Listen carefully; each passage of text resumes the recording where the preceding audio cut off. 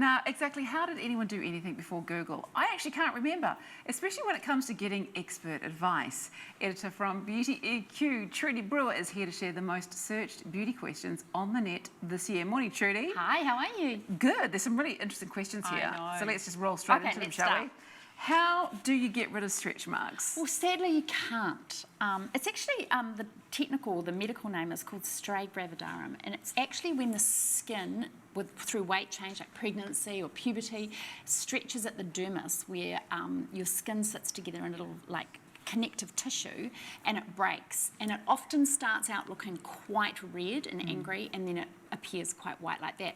So no cream is going to get rid of that, I'm afraid. I don't have a magic potion. However, IPL is really successful for boosting your own collagen production under the skin and helping to improve the look of stretch marks. But unfortunately, once you've got them, you've got them. Okay. But you can just make them look slightly better? Well, I always think body oils make the skin on your body look great, and massage is really good at keeping all of that going in terms of flushing out, toxins. So. I always figured it showed you lived a bit. You've done a few things exactly. and love that body. And if you've had a baby, you've earned those scars, I say. Absolutely. Now, next question. Are there any fast fixes for curing sunburn? No, because every burn is a scar, unfortunately, and you just treat sunburn like you would if you've burnt your skin, with heat. So cold compress, I think, is great. Ice. Treating from the inside helps too. A lot of people don't do that. Like, you are actually quite dehydrated if you're sunburnt. Paracetamol, ibuprofen. This décolleté area is usually the place that women get burnt, and it's the thinnest skin on your body, so it's really pays to load up on sunscreen. And that's the one that we forget about there. We do, and that's where we get all that sort of collagen damage and tethered-looking skin and darkness. Or alternatively, don't get sunburned. Not like that picture too. Exactly. That's not good for you. Not good for you. I did last weekend though, so there you go. You can. Trudi. I had hand marks where I had missed my sunscreen. You know better. Okay, next question. What exactly is rosacea? I think it's misunderstood and often diagnosed as acne, but it is a condition that you do need to treat with antibiotics. Redness, raised, sort of almost like pimples type, going across the cheek area really.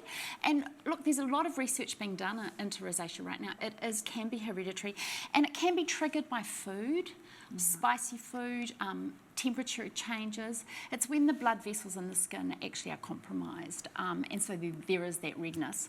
There are some ingredients that help soothe it, but really if it is bad and presenting really raised and spotty, then you do need an oral antibiotic to treat it.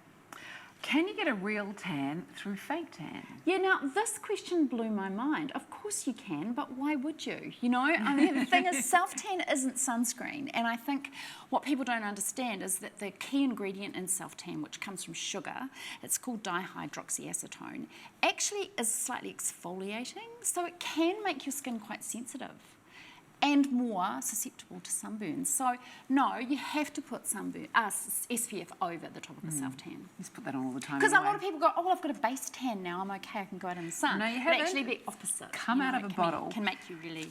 So what can you do to treat acne? I think gently. I mean, acne tends to happen internally, and what you see is external, so I think treat it gently. A lot of acne preparations are quite harsh, quite stripping of the oil on the skin, and depending the type of acne you've got, whether it's hormonal acne or pre-puberty acne, you need to treat it really gently.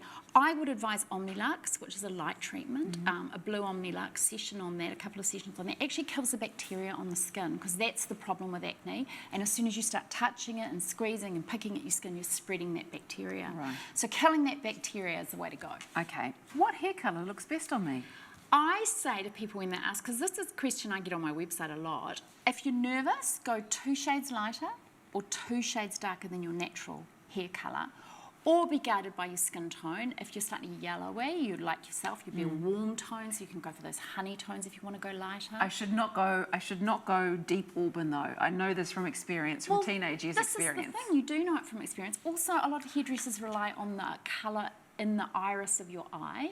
So if it's quite warm and yellowy, then you can actually lighten. And if it's quite ambery and dark, then you should actually go a little bit darker. Yeah. Also your fashion, because hair colour actually influences how you look.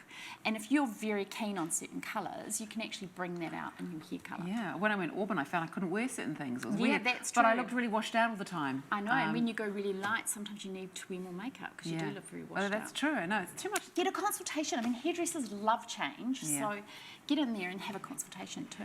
Now, the fastest way to create a smoky eye makeup look, please, Trudi. I think an eyeliner pencil is a girl's best friend. I mean, there doesn't need to be a lot of effort put into a smoky eye. A lot of people start with eyeshadow and ends up falling all down around under the eye. Yeah. So just run an eyeliner over the eye, and the secret to a great smoky eye is blending. So buff in a coloured eyeshadow on the top and just keep buffing until you get that soft, gorgeous look. What sort of little brush did you use to do that? Just a little square flat brush with a rounded edge, and just gently keep buffing and sort of work that eyeliner into your skin. You almost want to look like you woke up like that, you know, that sort of smudgy, gorgeous look.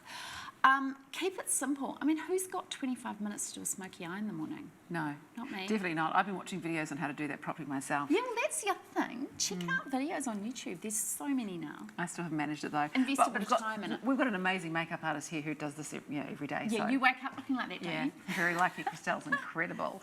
Now, what is the fastest way to fix cakey looking makeup? Oh, look, I do this a lot. You know, I quickly get ready very early in the morning, get to a meeting, look in the rear vision mirror of the car and go, oh my God, what are you thinking? So there's two things that I do. One is to put a tissue over half of the face and buff the makeup through the tissue, and it actually pulls the makeup off the skin.